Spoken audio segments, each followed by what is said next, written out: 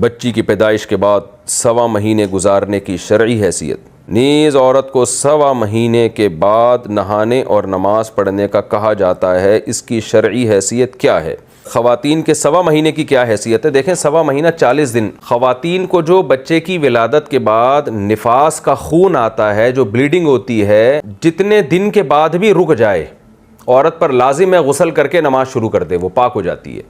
اس میں 1.25 مہینے کی کوئی قید نہیں ہے۔ بعض خواتین کو وہ 15 دن آتا ہے، بعض کو 20 دن آتا ہے، بعض کو 1 مہینہ آتا ہے، تو وہ 1.25 مہینے تک اس کو ڈیلے کرنا نماز کو، یہ جائز نہیں ہے۔ 1.25 مہینے کا مطلب یہ ہے کہ اگر کسی کو کنٹینیو بلیڈنگ ہو رہی ہے تو پھر 40 دن انتہائی مدت ہے۔ 40 دن کے بعد بھی اگر بلیڈنگ ہو رہی ہے تو 40 دن یعنی 1.25 مہینے پر وہ نہا کر نماز پڑھنا شروع کر دیں گی، اور اس کے بعد جو بلیڈنگ آ رہی ہے وہ نفاس کی بلیڈنگ نہیں کہلائے گی، وہ استحاضہ کہلائے گی، وہ ایک بیماری کہلائے گی۔